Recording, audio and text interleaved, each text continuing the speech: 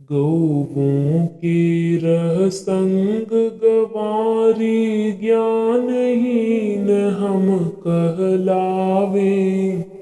बन थल में बस बन में भोजन कर पशु की सम दर्शावे। ऐसे कुल में नाथ आप भी प्रकट हुए अनुगुण अनुरूप। पुण्य युक्त हम तुमको पाए न्यूनाधिक हे त्रिभुवन भूप। हे गोविंद आपसे इस विधि हुआ हमारा भी संबंध।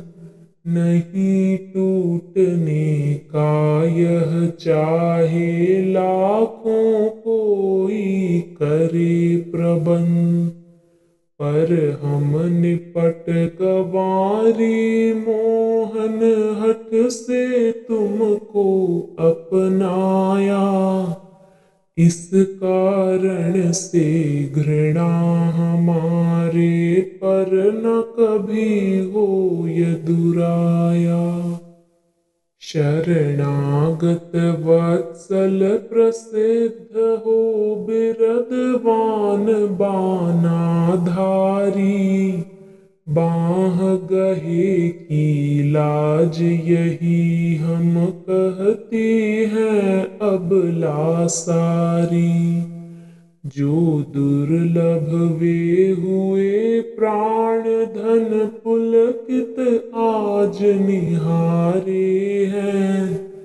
हे जानू जी अब ये ही मन के छंद हमारे हैं।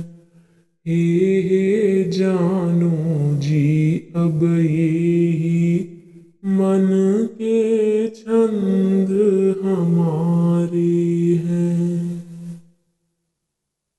इस पद में गोपियां भगवान श्री कृष्ण के प्रति अपनी गहरी भक्ति और आत्मीय संबंध को दर्शाती है। वे अपने को गंवारी यानी साधारण और ज्ञानहीन बताते हुए भगवान से अपने संबंध की महिमा को व्यक्त करती हैं। गोपियां कहती हैं कि वे गौओं के साथ जीवन व्यतीत करती हैं, वन में रहती हैं और उनका जीवन एक साधारण पशुपालक के समान है। उनके अनुसार ऐसा जीवन किसी उच्च ज्ञान या समाज में प्रतिष्ठा से रहित है।